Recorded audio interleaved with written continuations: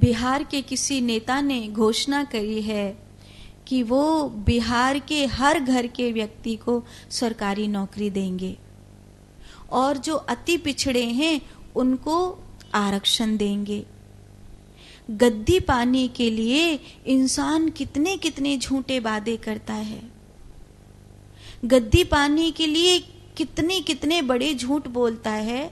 आश्चर्य यह है कि उनको खुद को दिखाई दे रहा है कि जहां लगभग 2.25 करोड़ परिवार रहते हैं, जिस बिहार में लगभग 2.25 करोड़ परिवार हैं और उनमें से कुछ 1 लाख के पास ही सरकारी नौकरी है, तो ये लगभग 2.5 करोड़ परिवारों में से एक एक व्यक्ति को नौकरी देंगे तो 2.5 करोड़ लोगों की नौकरी, सरकारी नौकरी कहाँ से लाएंगे?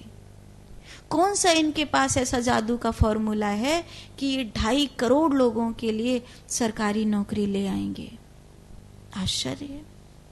लेकिन चुनावी वादा करना, जीत जाए उसके बाद तो देख लेंगे सबको, पहले जीत तो होवे। तुम जाति के नाम पे वोट दो, तुम नौकरी के नाम पे वोट दो, तुम आरक्षण के नाम पे वोट दो, तुम फ्री बिजली के नाम पे वोट दो, तुम्हें महीने के महीने खटाखट खटाखट पैसे मिलेंगे उसके लिए वोट दो, बस वोट दे दो, हमको एक बारी जिता दो। और हिंदू मूर्ख है, हिंदू सोया हुआ है। हिंदू को आज भी समझ में नहीं आ रहा है कि कोई दिन अगर ऐसा आया कि जब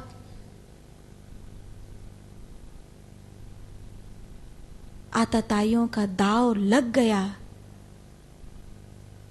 तो आधे दिन के भीतर भीतर भारत को बांग्लादेश बना देंगे वो लोग।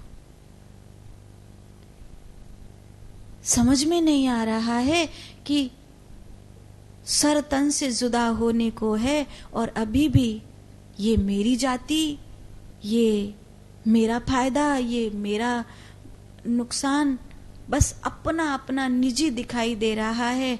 राष्ट्र की सुरक्षा, धर्म की सुरक्षा बड़ी नहीं हो रही है। मुझे तो अगर कोई सुनता है, हालांकि मुझे ज्यादा लोग सुनते नहीं हैं क्योंकि मैं बहुत सीधी सादी बात कहती हूँ और बहुत सहज ढंग से कहती हूँ, इसलिए कई लोगों को मेरी बातें बोर लगती हैं। इसीलिए बहुत ज़्यादा लोग तो मुझे नहीं सुनते हैं क्योंकि चिल्लाकर बोलती भी नहीं हूँ, बहुत शांत होकर सहज होकर बातें कहती हूँ।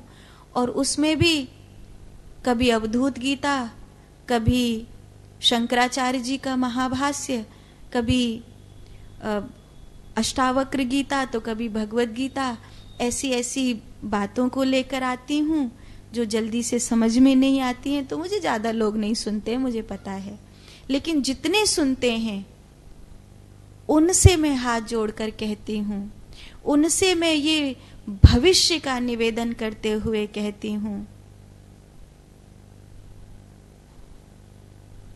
कि झूठ और सच में से सच का साथ दो, झूठ का नहीं। अपने निजी हित में से और राष्ट्र के हित में से राष्ट्र का हित चुनो, निजी हित नहीं। अपनी स्वयं की वृद्धि से और धर्म की वृद्धि से धर्म की वृद्धि चुनो, स्वयं की वृद्धि नहीं।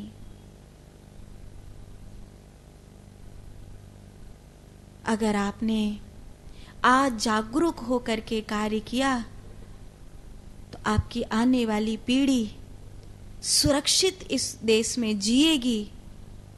जिन लोगों ने जागरूक होकर कार्य नहीं किए थे, उन लोगों ने पाकिस्तान में कटते हुए अपने परिवारों को देखा, घर के चिरागों को भागते जान बचाते देखा, बेटियों की इज्जत को लुटते हुए देखा। कश्मीर में जिन्होंने मजाक उड़ाई थी, 1960 में 1965 में कहा जाता था थोड़ा संभलो, थोड़ा जागो, नहीं समझ में आया।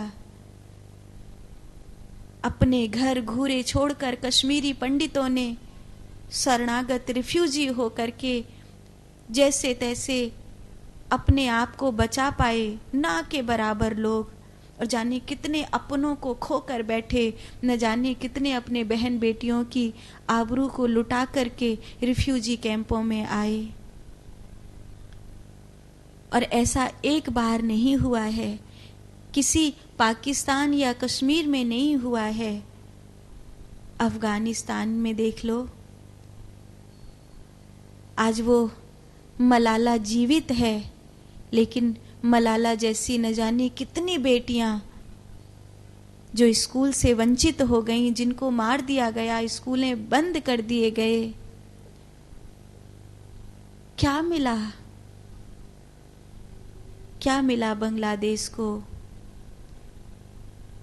भारत में अगर एक बार दाव चढ़ा पापियों का, तो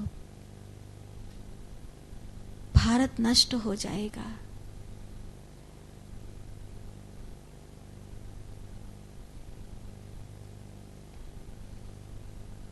भारत को बचाना है, भारत को बचाना है तो हमें इन धूर्त लोगों की चाल को समझना चाहिए कि ये सिर्फ गद्दी लेने के लिए ऐसी बातें कह रहे हैं। गद्दी लेने के लिए ऐसी बातें अगर कोई नेता कहे तो पूरे देश में वो कहीं भी हो, छोटा नेता हो या बड़ा नेता हो, समझ जाइए कि ये उसी षड्यंत्रकारियों से मिला हुआ है जो मेरे देश की शांति भंग करना चाहते हैं, जो मेरे देश को लूटना चाहते हैं। बस इस समय तो हिंदू को अपनी जड़ता का त्याग करके, इस समय हिंदू को अपनी बेहोशी का, अपनी नींद का त्याग करके एक ही शब्द कहना चाहिए, निश्चरहीन करऊं मही भुजा उठाए प्रण कीन।